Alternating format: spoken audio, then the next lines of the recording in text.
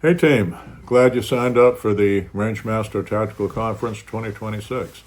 My name is Masad Ayoob. I'm one of the many instructors you'll have the choice of training with during those 3 intensive days of adult education. For those I haven't met, my topic is going to be lessons from recent trials involving self-defense shootings. My background pertinent to that, I've been an instructor in deadly force since 1972 for cops and since 1981 for law-abiding armed citizens.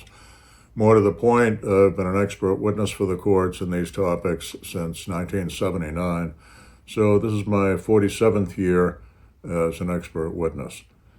And I can't say I've learned every dirty trick the other side can throw at you, but I've probably seen most of them by now.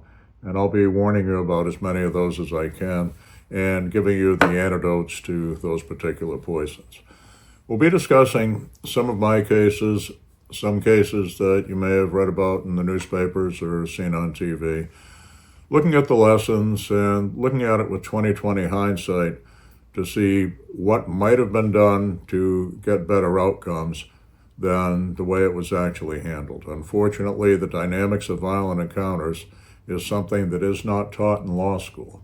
And because the great majority of a criminal defense lawyer's work is defending criminals who are guilty or guilty as charged of lesser included offenses, their fallback defense strategies tend to be 180 degrees from what we need in a self-defense case, which is what's called an affirmative defense.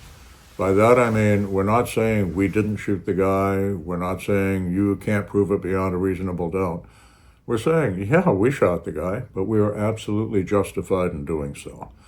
There's going to be a shifting there, a burden of proof back and forth, and we'll explain how that works. It's not nearly as simple as some of the books and articles make it appear to be. We'll look at strategies that establish for the triers of the facts that if they had been present, they would have picked up a gun and shot this guy too.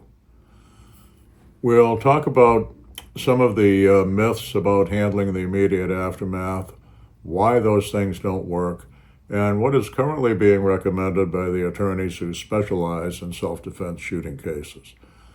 We'll look at deterrence. Just as on the street, the majority of violent attacks that are thwarted by armed citizens are thwarted without a shot being fired. The aggressor realizes they've bit off more than they can chew, and as the courts like to say, they abjure from the conflict. Very often the same strategy works when an overly zealous prosecutor or a greedy plaintiff's lawyer tries to manufacture a case where there really isn't grounds for bringing charges or bringing a lawsuit. And we let them see up front, you can't win. And you're going to have an expensive and humiliating loss. And that deterrent effect works far better and far more often than most people realize, and we'll show you how that works. Hopefully it'll be 2 hours of useful time for you. It's all classroom. Whatever class that you choose to take, there's no human being who can take them all. There's too wide a smorgasbord for you to choose from. What you might want to do is what I do. I generally go with my wife, and at any given time at TACCON, one of us will be in one class, one will be in another. And at the end of the day, we share notes, and that way we harvest more knowledge from the tremendous pool of knowledge and experience that Tom Givens and his team have put together for us. Whichever class you choose to take, I hope to see you at TACCON in March of 2026. Stay safe.